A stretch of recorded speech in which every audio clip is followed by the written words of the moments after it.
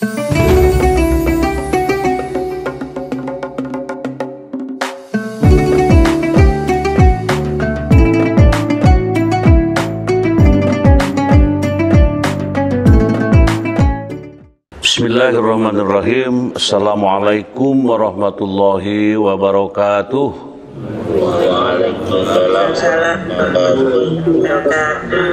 Alhamdulillahilladzi arsala rasulahu bil huda wa dinil haq liyudhhirahu 'alad dini kulli wa kafa billahi syahida. Asyhadu an la ilaha illallah wahdahu la syarikalah wa ashhadu anna Muhammadan abduhu wa rasuluh. Allahumma salli ala Sayyidina Muhammad wa ala alihi wa sahbihi ajma'in. Rabbi shrah li sadri wa yassir li amri wahlul 'uqdatam min lisani yafqahu qawli, amma ba'du. Qala Allah ta'ala fil Qur'anil Karim, wa in ta'adzana rabbukum la in syakartum la azidannakum wa la in kafartum inna azabi lasyadid. Al-ayah. Puji dan syukur kita panjatkan kehadirat ilahi Rabbi Allah subhanahu wa ta'ala. Salawat dan salam semoga Allah melimpahkannya kepada junjungan kita Nabi besar Muhammad sallallahu alaihi wasallam, kepada para keluarganya, para sahabatnya, para pengikutnya, termasuk kita yang sudah hadir di masjid yang kita cintai ini, dan juga di berbagai daerah melalui aplikasi Zoom Meeting. Mudah-mudahan semuanya kita mendapatkan rahmat berkah dari Allah subhanahu wa ta'ala. Hadirin kaum muslimin wal muslimat rahimakumullah, sebelum kita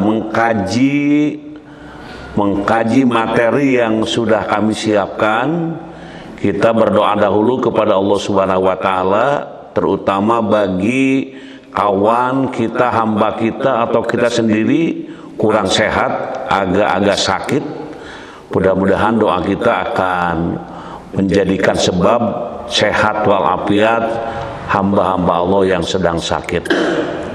Al-Fatihah. A'udzubillahi minasyaitonirrajim. Bismillahirrahmanirrahim. Alhamdulillahi rabbil alamin. Ar-Rahmanirrahim. Maliki yaumiddin. Iyyaka na'budu wa iyyaka nasta'in. Ihdinas siratal mustaqim. Siratal ladzina an'amta 'alaihim ghairil maghdubi alaihim waladdallin. Amin. Allahumma rabban nasi mudhibal ba'si isfi anta syafi la syafiya illa anta syifaan la yughadiru saqama. Allahumma afini fi badani, Allahumma afini fi sam'i, Allahumma afini fi basari, la ilaha illa anta. Amin, amin ya Allah ya Rabbal Alamin. Kemudian doa yang kedua, doa minta kelancaran segala urusan yang kita hadapi, baik di dunia ini maupun di akhirat kelak. Dengan doa ini mudah-mudahan lancar segala urusan, mudah segala cita-cita, sehat walafiat, keluarga kita soleh dan solihah, dan semuanya menjadi hamba Allah yang akan menjadi penghuninya surga Allah subhanahu wa ta'ala kelak. Bismillahirrahmanirrahim. Rabbi shrah li sadri wa yassir li amri wahlul 'uqdatam min lisani yafqahu qawli. Allahumma anfa'na bima 'allamtana wa 'allimna ma yanfa'una wa zidna ilma. Allahumma aftah 'alaina hikmataka wansur 'alaina min khajaini rahmatika ya arhamar rahimin walhamdulillahi rabbil alamin. Selanjutnya hadirin wal hadirat rahimakumullah, tema yang sudah kami siapkan, dan tema ini sangat memberikan insyaallah wawasan kepada kita. Kita akan mengkaji surah Al-Baqarah ayat 197 ini. Ancaman degradasi moral di era digital. Nah, sekarang ini sedang era digital. era internet, segala sesuatu itu internet itu menjadi kepentingan sekarang ini. Nah, makanya bagaimana ini moral kita dengan digital ini. Nah, di era digital ini bagaimana ini? Nah, mari kita bahas tuntas 40 menit ke depan. Mudah-mudahan kita mendapatkan sesuatu dari kajian ini. Mari kita lihat ayat yang kita siapkan dan kita baca pelan-pelan. Mudah-mudahan dengan membacanya kita akan mendapatkan berkah dari Allah Subhanahu wa taala. A'udzu billahi minasy syaithanir rajim. Bismillahirrahmanirrahim. Al-hajju ashhurum ma'lumat.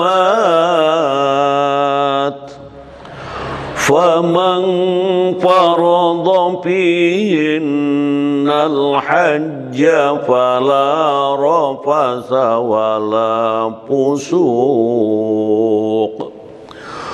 wala fusuqa wala jidala fil hajj wa ma taf'alu min khairin ya'lamuhu Allah wa tazawwadu fa inna khairaz zadi taqwa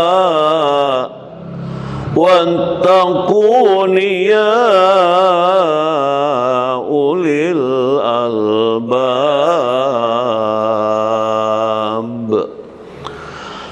Musim haji, nah ini musim haji itu berlangsung pada bulan-bulan yang telah dimaklumi.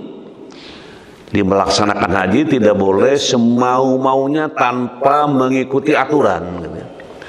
Siapa yang mengerjakan ibadah haji dalam bulan-bulan itu, janganlah berbuat ropas, berbuat maksiat, dan bertengkar dalam melakukan ibadah haji. Segala kebaikan yang kau kerjakan, pasti Allah mengetahuinya. Berbekallah karena sesungguhnya sebaik-baik bekal adalah takwa. Bertakwalah kepadaku, wahai orang-orang yang mempunyai akal sehat. Nah, di sini aturan dalam melaksanakan tugas ibadah kepada Allah Subhanahu wa taala untuk tidak melakukan ropas, kemudian maksiat ya, ataupun perbuatan-perbuatan yang dilarang. Kita lihat asbabun nuzul dari surat yang kita baca ini ya, asbabun nuzulnya. Ayat ini turun untuk menegur kebiasaan jamaah haji dari Yaman yang pada masa itu enggan membawa bekal. Akhirnya sesampai di Mekah, mereka harus meminta-minta kepada jamaah haji yang lain guna memenuhi kebutuhan mereka. Sampai Allah menurunkan ayat ini menegur nih. Dalam hadis riwayat Imam Bukhari dalam kitab Al-Hajj bab qaul Allah Ta'ala halaman 371, hadis nomor 1523, menyebutkan sebab turunnya ayat ini dalam hadisnya. Ibnu Abbas radhiyallahu anhu berkata, dulu penduduk Yaman biasa berangkat haji tanpa membawa bekal, daya persiapan, pokoknya berangkat haji gitu. Apa yang terjadi ya bagaimana nanti aja gitu. Nah, kami adalah orang-orang yang bertawakal, begitu bahasanya. Dengan tidak membawa bekal itu dia berpikir ini bertawakal gitu ya. Bertawakal.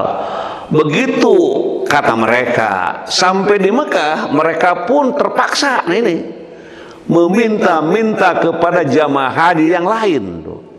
Berkaitan dengan ini Allah menurunkan firman-Nya, wa tazawwadu fa inna khairaz zadi taqwa, berbekalah karena sesungguhnya sebaik-baik bekal adalah takwa. Hadis riwayat Imam Bukhari. Jadi ini betul-betul lebih jelas lagi dengan hadis ini dari asbabun nuzul yang kita baca pada kesempatan ini. Selanjutnya hadirin wa hadirat rahimakumullah, interpretasi para mufasir. Bagaimana para mufasir memikirkan, mengkaji ayat yang kita bahas ini. Ayat berapa? Halo? Lupa lagi ya. Surat apa? Jangan lupa. Oh, ada yang jawab dari lapangan ya. Luar biasa. Surat Al-Baqarah ayat 197. Mantap. Iya, sudah beres. Dalam tafsir Al-Muyassar ini, pelaksanaan haji itu adalah pada bulan-bulan yang telah dimaklumi, yaitu bulan Syawal, Dzulqa'dah, dan 10 hari dari bulan Dzulhijjah. Maka barang siapa telah memantapkan niat haji atas dirinya pada bulan-bulan tersebut dengan memasuki keadaan ihram, maka diharamkan atas dirinya untuk berjima dan aktivitas-aktivitas pengantarannya, baik berbentuk perkataan maupun perbuatan. Jadi kalau sudah memakai dan memasuki ihram, memakai baju ihram, sudah niat, hati-hati para jamaah haji atau juga umroh ya, untuk tidak melakukan berjima ini, atau kata-kata perbuatan yang mengarah ke jima. Ya misalnya bahasa-bahasa yang agak vulgar gitu ya, melihat-lihat gambar bawa HP, lihat-lihat gambar yang tidak senonoh padahal sedang memakai baju ihram. Hati-hati, halo para jamaah haji ya. Kalau sedang memakai baju ihram, sudah niat melaksanakan ibadah haji atau umroh, jangan melakukan perbuatan-perbuatan yang menghantarkan perbuatan itu kepada soal hubungan seksual. Berjima itu hubungan seksual. Dan haram atas dirinya keluar dari ketaatan kepada Allah dengan berbuat maksiat-maksiat. Dan perdebatan dalam berhaji yang dapat menyeret pada tersulutnya kemarahan dan kebencian. Dan apapun kebaikan yang kalian perbuat, niscaya Allah mengetahuinya, lalu membalasi tiap-tiap orang yang sesuai dengan amal perbuatannya. Dan bawalah bagi kalian perbekalan dari jenis makanan dan minuman bagi perjalanan ibadah haji, dan perbekalan dari jenis amal soleh untuk kampung akhirat. Karena sesungguhnya sebaik-baik perbekalan adalah ketakwaan kepada Allah. Jadi jelas tampak di sini dalam tafsir Al-Muyassar menjelaskan tentang maksud dari ayat yang kita baca tadi.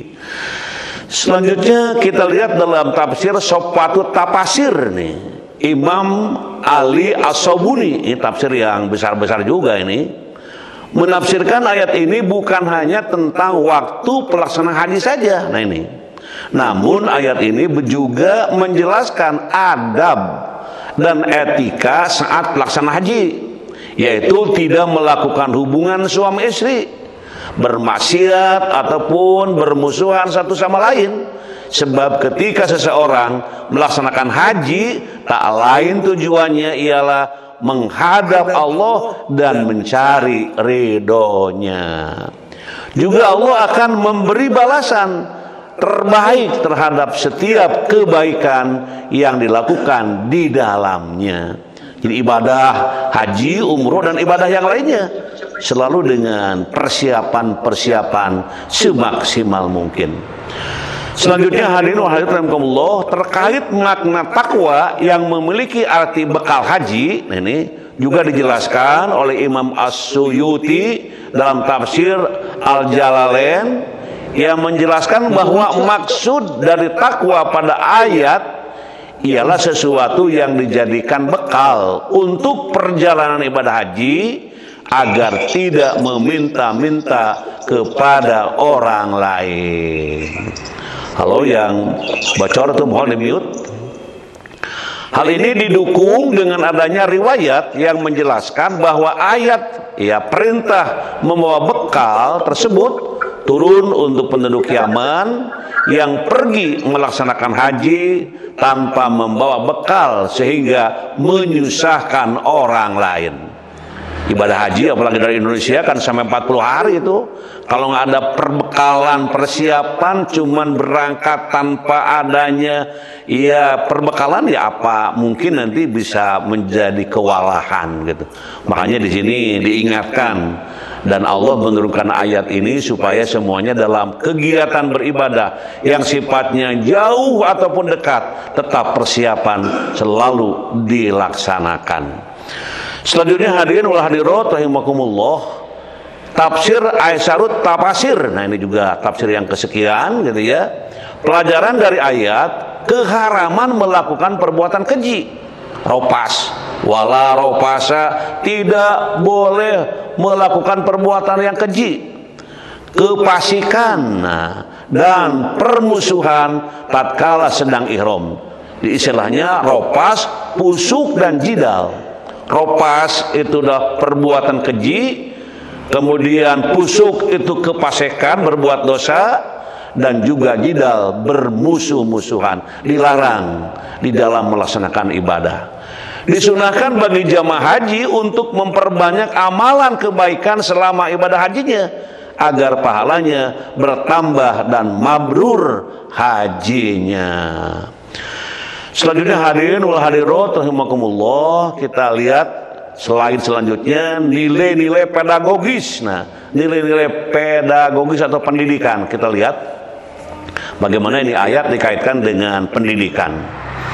Yang pertama tuh ya, yang pertama ini ya.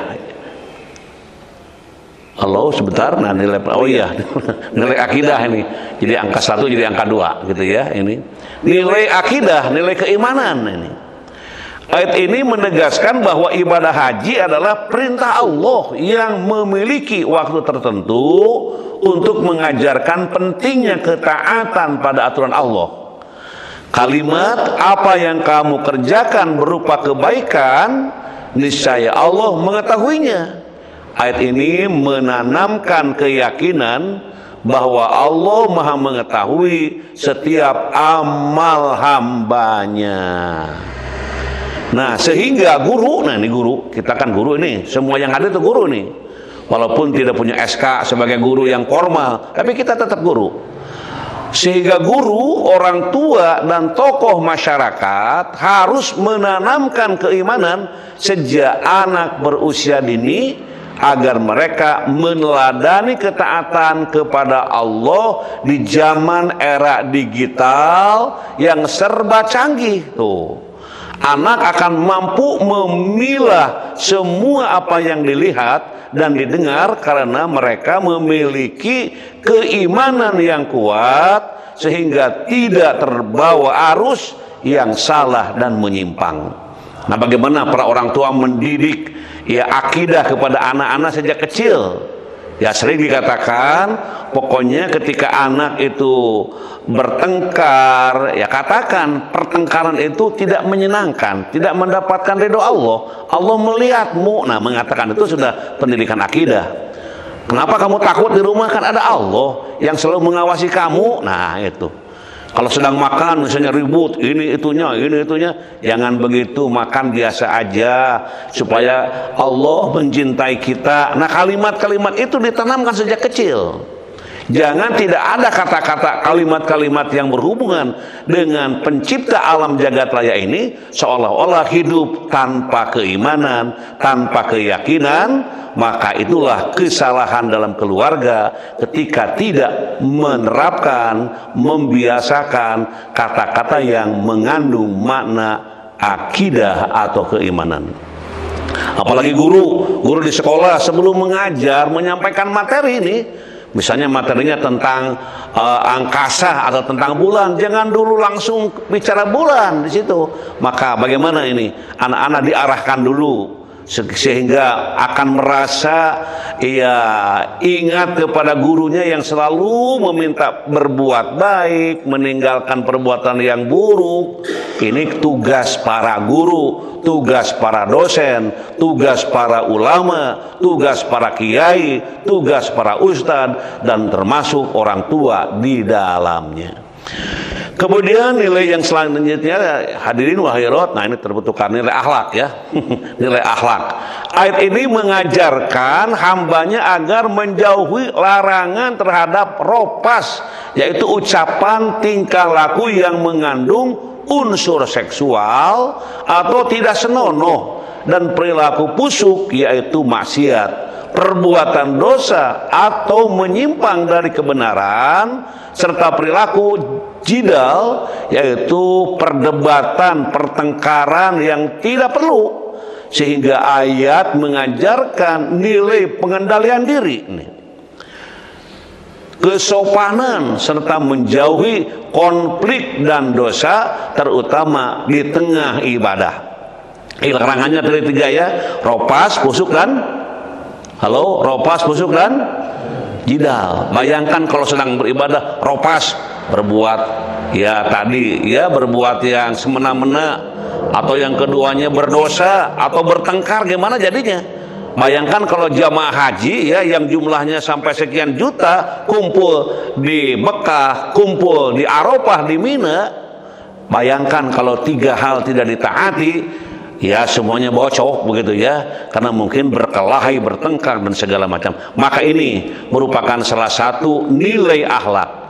Dan di sini dikatakan lagi, demikian bagi guru, orang tua, dan tokoh masyarakat harus senantiasa memberikan keteladanan akhlak mulia dalam kehidupan sehari-hari, agar peserta didik tidak menyimpang dari kebenaran dan tidak melakukan perbuatan ropas, busuk, dan jidal yang dapat merusak ibadah dan akhlaknya.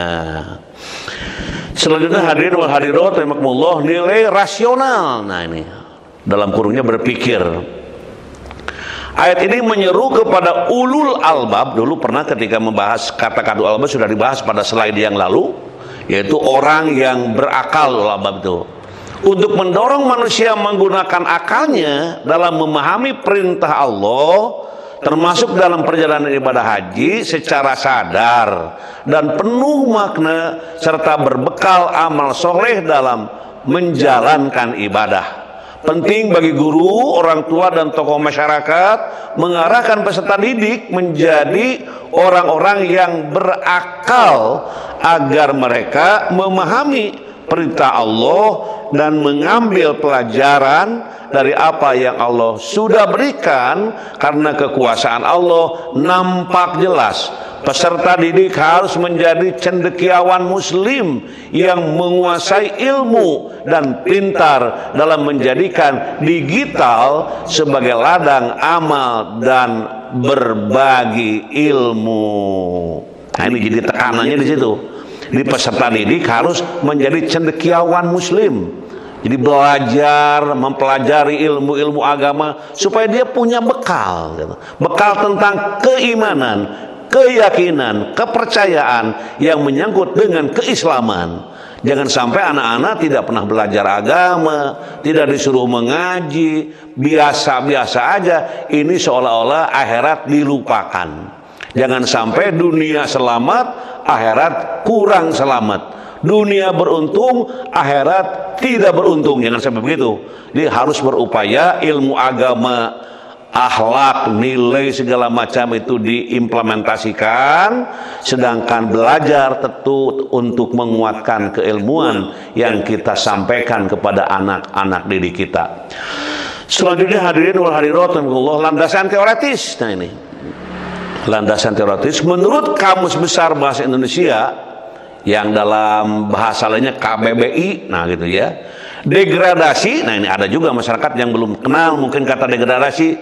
Apa sih itu degradasi? Nah ini sekarang, degradasi adalah penurunan tentang pangkat, mutu, moral, dan sebagainya. Degradasi adalah kemunduran atau kemerosotan. Gitu. Tadi kan degradasi moral, moralnya merosot. Kira-kira gitulah. Moralnya mundur, moralnya kembali ke zaman jahiliyah. Ini degradasi namanya. Degradasi moral adalah penurunan kualitas akhlak. Gitu ya. Ini korosok-korosok dari mana ini? Degradasi moral adalah penurunan kualitas akhlak, budi pekerti dan nilai-nilai etika dalam diri individu atau masyarakat yang ditandai dengan pelanggaran norma dan aturan yang berlaku di masyarakat serta melemahnya nilai-nilai budaya luhur seperti perilaku menyimpang, kurangnya empati dan sikap individualistis. Istilah degradasi berarti kemerosotan atau penurunan, sementara moral merujuk pada perilaku yang sesuai dengan kebaikan dan keburukan yang diterima oleh masyarakat. Jadi degradasi moral itu begitu. Jadi menurun, ya, hilangnya, dan sering kata-kata ini terdengar dari berbagai masyarakat. Selanjutnya hadirin wa hadirat rahimakumullah, era digital. Era digital, apa era digital? Adalah masa di mana aktivitas masyarakat hingga informasi disebarluaskan dengan penggunaan teknologi digital. Dalam era digital, internet dan perangkat elektronik menjadi bagian yang terintegrasi dalam kehidupan sehari-hari. Mempermudah akses informasi, komunikasi, dan berbagai aktivitas manusia lainnya secara praktis dan efisien. Ini era digital sekarang itu. Internet luar biasa. Kalau ingin pesan makanan nggak usah repot-repot. Di tempat tidur pijit angka-angka, huruf-huruf, datanglah makanan. Ini era digital. Dan kita tidak bisa menghindar. Kita para hadirin misalnya tinggalkan digital, nggak bisa gitu. Ini harus kita jadikan alat untuk meningkatkan ibadah kepada Allah Subhanahu wa taala. Transformasi teknologi yang sangat pesat bisa mempengaruhi cara berpikir seseorang serta mempengaruhi bagaimana cara untuk berinteraksi sosial dalam kehidupan sehari-hari. Di era digital, teknologi semakin mendominasi atau menonjol pada setiap aspek kehidupan dan mempengaruhi dinamika sosial masyarakat, sehingga masyarakat harus memperhatikan akhlak dan cara menggunakan yang baik di dunia digital ataupun dunia interaksi langsung.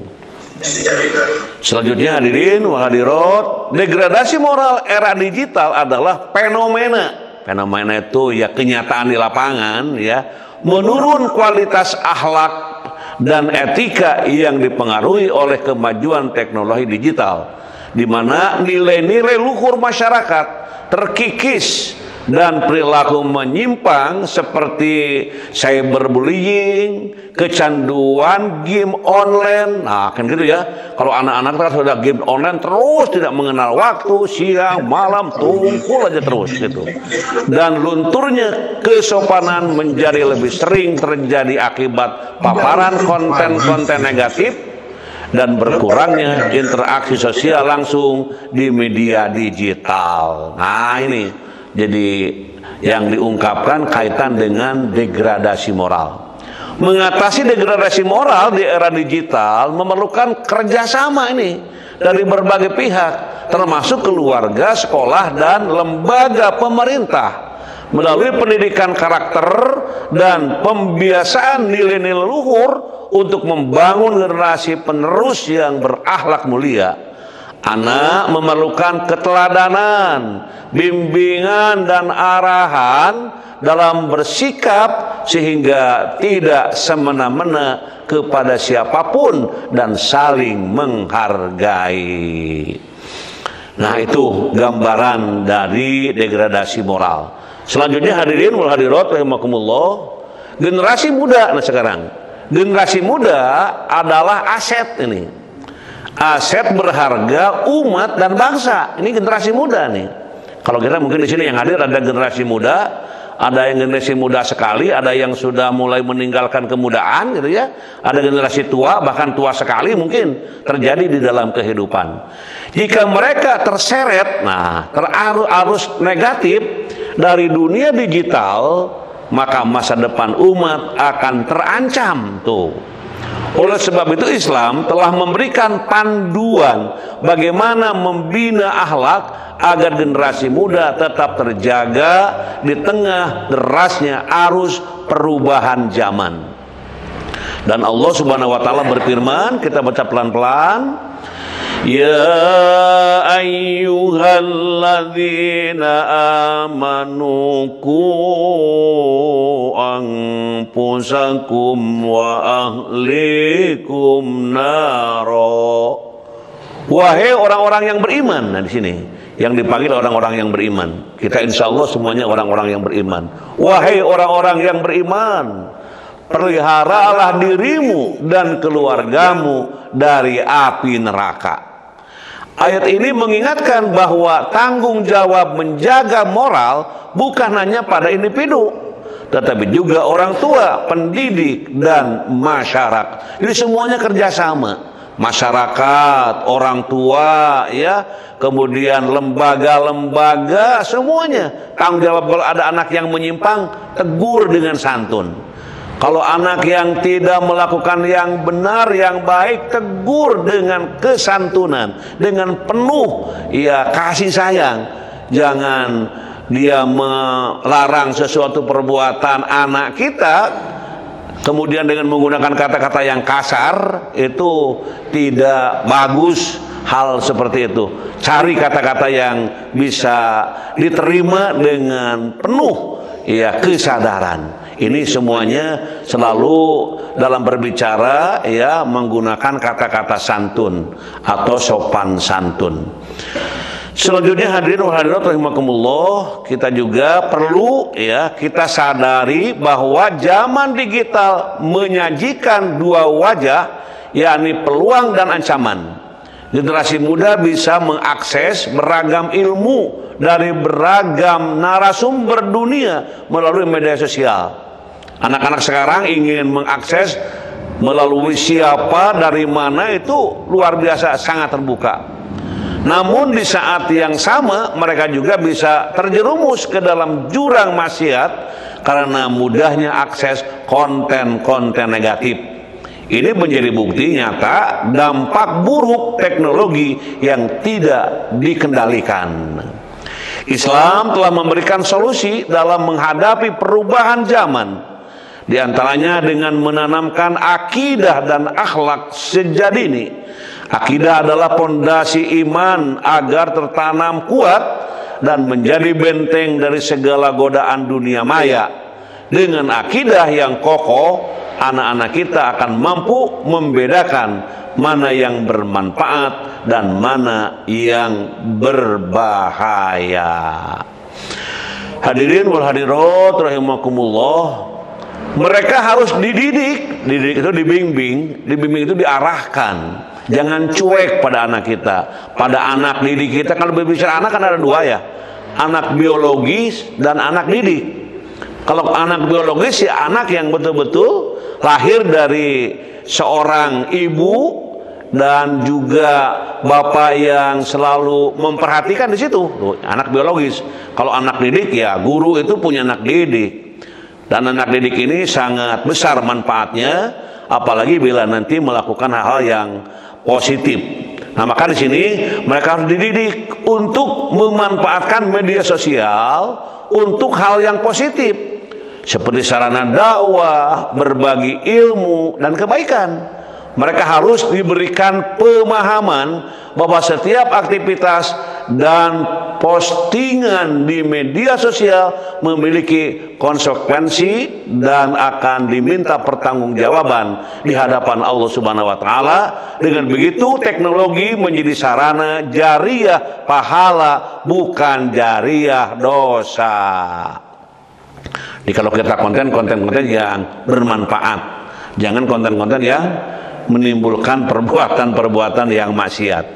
Rasul bersabda, "Man sanna fil Islam sunnatan hasanatan falahu ajruha wa ajru man amila biha ba'dahu min ghairi ayyan kuso min ujurihim syai'un wa man sanna fil Islam sunnatan sayi'atan kana alaihi wijruha wa wijru man amila biha min ba'dihi min ghairi an yanqusu min auzarihim syai'un. Barang siapa yang membuat sunnah hasanah dalam Islam, maka dia akan memperoleh pahala dan pahala orang yang mengikutinya dengan tanpa mengurangi pahala mereka sedikit pun. Dan barang siapa yang membuat sunnah sayyi'ah dalam Islam, maka ia akan mendapatkan dosa dan dosa orang yang mengikutinya dengan tanpa mengurangi dosa mereka sedikit pun. Misalnya guru, dosen, orang tua mengajak untuk berbuat baik. Kamu buat baik ya, gitu. Guru ngajak ngaji aja gitu. Ataupun dosen ngajak mahasiswa untuk kajian ini misalnya gitu ya. Kemudian banyak yang ikut. Dan dosennya itu ada keperluan khusus, bisa hadir, nggak bisa hadir. Yang hadir itu hanya mahasiswa yang dianjurkan. Kemudian dosennya tidak keburu ngaji karena ada acara lain. Nah, dosen yang menganjurkan kebaikan, dia akan memperoleh pahala dan pahala orang yang mengikutinya. Tuh gitu, kalau kebaikan. Dan barang siapa yang membuat sunnah sayyi'ah sekarang mengajak kepada keburukan. Tidak sadar, coba lihat tonton ini ada apa namanya konten-konten gini-gini gitu-gitu ya, gitu aja ngomongnya. Sudah itu dia melakukan tidur gitu. Nah, ternyata anak-anak lain dia itu sibuk menonton apa yang dikatakan oleh orang tadi, dan dosanya walaupun dia tidak mengerjakan, kebagian transfer dosa kepada orang yang menyuruh, yang menginformasikan tentang keburukan itu.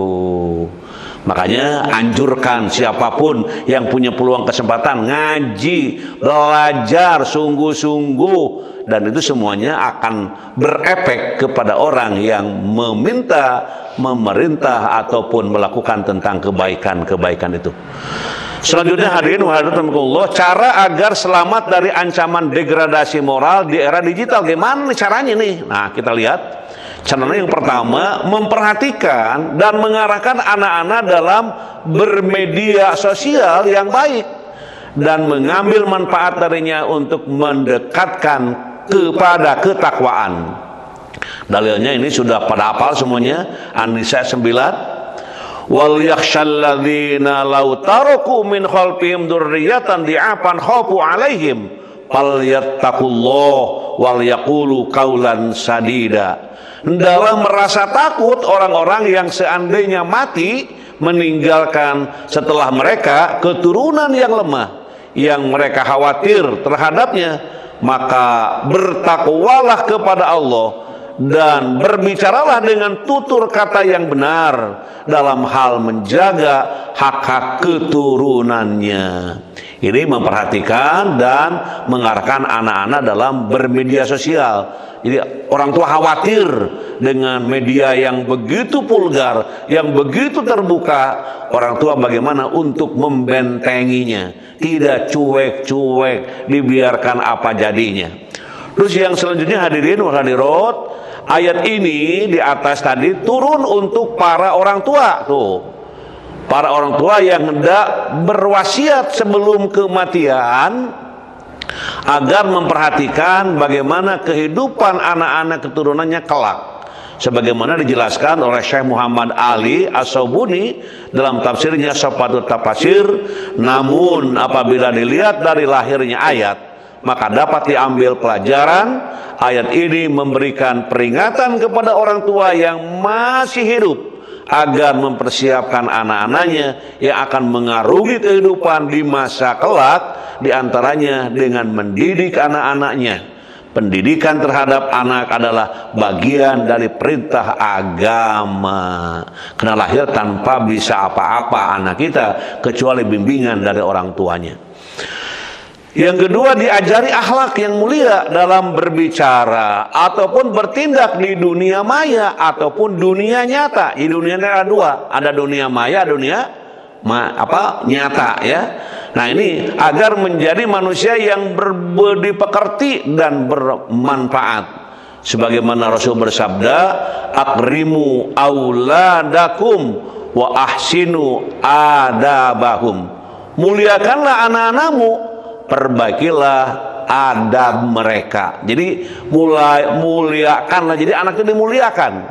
Bahkan dalam pengajian pada waktu yang lalu, orang-orang yang memuliakan anak-anak, orang-orang yang membimbing anak, orang tua yang menyayangi anak-anaknya, maka Allah siapkan surga yang namanya adalah rumah abadi atau rumah keabadian di surga. Nanti orang-orang yang menyenangi, mencintai, membimbing, mendidik anak-anak, anak siapa saja, pokoknya asal anak kita ada rasa kasih sayang, mendidik, membimbing, memberikan perhatian, mungkin memberikan makanan apapun kepada anak-anak, maka Rasul itu selalu memberikan penghormatan kepada anak-anak. Dan itu sudah diungkapkan di dalam pengajian yang lalu. Bagi anak-anak, pendidikan ini menjadi penting. Ilmu agama akan menuntun mereka ke jalan kebenaran yang diridhoi oleh Allah Subhanahu wa Ta'ala. Selanjutnya hadirin wa hadirat rahimakumullah, anak diajarkan memilih teman. Nah ini agar kelak setelah dewasa dia mampu memilih teman yang baik, karena teman memiliki pengaruh yang besar. Nah ini kata Rasul, ar-rajulu ala dini khalilihi falyanzur ahadukum man yukhalilu. Seseorang bergantung pada agama temannya. Halo? Dalam seseorang bergantung pada agama temannya, maka hendaknya ia melihat dengan siapa dia bertemu. Dengan siapa dia berteman. Nah gitu. Jadi jangan dibiarkan. Orang tuanya harus tahu siapa temanmu nak, di mana alamatnya. Nah gitu, supaya melacaknya gampang. Jangan anak kemanapun pergi jam berapa tidak ada perhatian, bahkan tak pulang pun orang tua biasa-biasa aja, tidak begitu. Maka orang tua itu seharusnya mengenal siapa temannya, siapa kawan-kawan di sekolahnya. Kalau ada sesuatu mudah untuk melacaknya. Dan di sini katakan seseorang bergantung pada agama temannya. Tuh, agama itu penting. Maka hendaknya ia melihat dengan siapa dia berteman. Hadis riwayat Imam Abu Dawud dan Imam Ahmad. Dalam konteks penggunaan gadget gadget juga dapat berperan sebagai teman bagi anak. Karena hampir setiap hari mereka berinteraksi dengan gadget. Maka periksalah dengan seksama apa yang mereka buka dalam gadget mereka. Jangan sampai digunakan untuk maksiat dan kejelekan. Kan sekarang itu gampang. Kalau tulis aja kerak gitu, keluar kerak itu gitu ya. Terus misalnya apa saja, pokoknya apa saja ditulis di situ akan keluar. Nah, jadi anak-anak kita selalu dikontrol oleh para orang tuanya, terutama tadi dengan siapa dia bergaul. Selanjutnya hadirin wal hadirat rahimakumullah, orang tua harus senantiasa rajin mendoakan mendoakan anak-anaknya, sebagaimana Nabi Ibrahim alaihissalam yang senantiasa mendoakan anak-anaknya agar tetap tegak mendirikan sholat. Karena kita ketahui di era digital tidak sedikit mereka yang kecanduan media sosial, game dan sebagainya. Mereka mengulur waktu mendirikan sholat dan kadang tidak melaksanakan sholat gara-gara terus dengan gadgetnya. Yang adzan berkumandang terus adzan berkumandang dan yang lainnya terus berjalan, sehingga di situ akan menimbulkan hal-hal yang tidak diinginkan. Hadirin wal hadirat rahimakumullah, di sini Allah berfirman nih, Rabbi ij'alni muqimas sholati wa min dzurriyyati Rabbana wa taqabbal du'ai. Nah, ini doanya sudah pada hafal nih kelihatannya. Ya Rabbi ij'alni muqimas sholati wa min dzurriyyati Rabbana wa taqabbal du'ai. Bareng baca-baca, Rabbi ij'alni muqimas sholati wa min dzurriyyati Rabbana wa taqabbal du'a. Ya Tuhanku, jadikanlah aku dan sebagian anak cucuku orang yang tetap melaksanakan sholat. Ya Tuhan kami, perkenankanlah doaku. Ada orang yang bertanya, mengapa katanya anak saya susah sholat gitu. Datang azan, ya hari-hari aja gitu, tidak ada sentuhan-sentuhan. Terus bertanya kepada saya, kenapa? Katanya Ustaz, anak-anak saya kok tidak mau sholat. Kata saya, suka berdoa enggak kepada Allah, meminta supaya anaknya sholat? Ada gitu doanya, gitu nanyanya. Mana doanya? Nah ini doanya. Surat Ibrahim ayat 40. Jadi setiap pada sholat, para ibu, para bapak hadirin, termasuk anak-anak kita, baca doa ini. Rabbi ja'alni muqimas sholati wa min dzurriyyati Rabbana wa taqabbal du'a. Ya Tuhanku, jadikanlah aku dan sebagian anak cucuku orang yang tetap melaksanakan salat. Ya Tuhan kami, perkenankanlah doaku. Mari kita amalkan sejak sekarang untuk meminta kepada Allah agar anak dan turunan kita semuanya menjadi orang-orang yang mendirikan sholat. Selanjutnya hadirin wal hadirat, mengajarkan amar ma'ruf nahi munkar kepada anak. Anak yang sudah memahami amar ma'ruf nahi munkar, maka dia akan menggunakan teknologi sebagai ladang memperoleh pahala dan menjauhi segala bentuk maksiat yang harus dihindari. Mereka akan senang terhadap dakwah dan kajian ilmu daripada berlama-lama balas komentar yang tidak jelas ataupun menonton tayangan yang tidak pantas.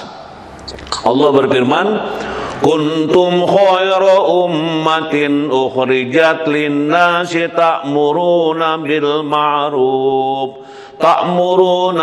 ma'rufi wa tanhauna 'anil munkari wa tu'minuna billah walau amana ahlul kitabi lakana khairan lahum minhumul mu'minuna wa aksaruhumul fasiqun.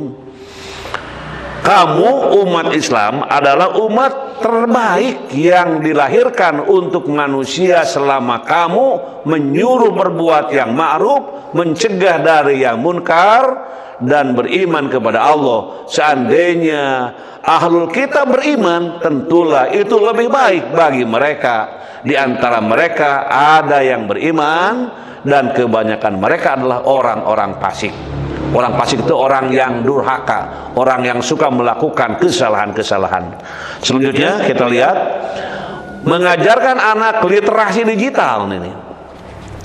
Anak harus diajarkan literasi agar mereka tidak mudah percaya dengan berita hoax. Nah, orang lembur ngomongnya hoax gitu ya. Nah, di sini hoax yang bertebaran dan mereka tidak akan mengikuti sesuatu tanpa ilmunya. Mereka akan terjaga dari tren-tren yang kurang pantas dan tanpa dasar ilmu, sehingga membentengi anak menjadi anak yang berakhlak, berilmu dan bertakwa di tengah arus digital. Wala taqfu ma laysa laka bihi ilm inna sam'a wal basara wal fuada kullu ulaika kana anhu mas'ula. Janganlah engkau mengikuti sesuatu yang tidak kau ketahui. Sesungguhnya pendengaran, penglihatan, dan hati nurani semua itu akan diminta pertanggungjawabannya. Ini luar biasa ayat ini untuk terus direnungkan oleh kita. Selanjutnya hadirin hadirat, naik sampai kepada kisah teladan. Kisah Abdullah bin Abbas. Abdullah bin Abbas adalah sepupu Nabi. Saat masih kecil, ia sering duduk di dekat Rasulullah SAW dan mendengarkan semua nasihat beliau. Ia suka bertanya, mencatat, dan belajar. Bahkan setelah Rasulullah SAW wafat, Abdullah tetap rajin menuntut ilmu dan dari sahabat-sahabat yang lain.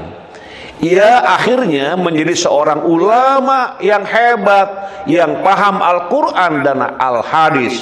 Abdullah bin Abbas juga dikenal sebagai anak yang sangat cerdas dan memiliki ingatan yang kuat. ia mampu menghafal banyak ayat Al-Quran dan hadis Rasulullah SAW. Kecintaannya terhadap ilmu membuatnya dirahmati, dihormati oleh banyak orang.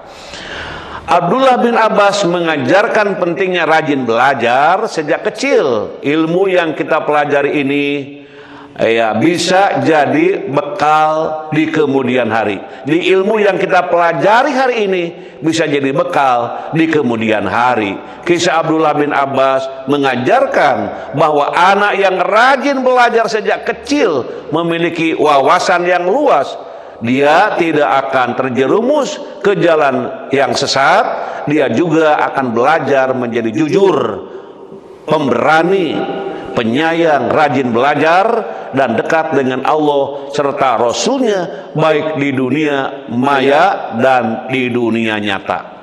Abdullah bin Abbas menunjukkan bahwa anak kecil pun bisa menjadi hebat jika memiliki akhlak mulia dan semangat meneladani Rasulullah SAW. Demikian didikan anak kita agar mencintai ilmu dan kebenaran sejak kecil. Sampailah kepada slide doa, dan doa ini kita baca dan mungkin sudah biasa baca doa ini. Rabbana la tuzigh qulubana ba'da idh hadaitana wa hab lana min ladunka rahmah innaka antal wahhab. Amin. Wahai Tuhan kami, janganlah Engkau jadikan hati kami berpaling setelah Engkau berikan petunjuk kepada kami, dan anugerahkanlah kepada kami rahmat dari hadirat-Mu. Sesungguhnya Engkau Maha Pemberi. Itu diambil dari surat Ali Imran ayat 8. Itulah hadirin jamaah yang berbahagia, kajian kita pada pagi hari ini. Alhamdulillah kita bisa menyelesaikannya dengan sebaik-baiknya. Mudah-mudahan kita dengan kajian ini tetap sehat walafiat dan mengikuti tuntunan ajaran Rasulullah Shallallahu Alaihi Wasallam. Amin.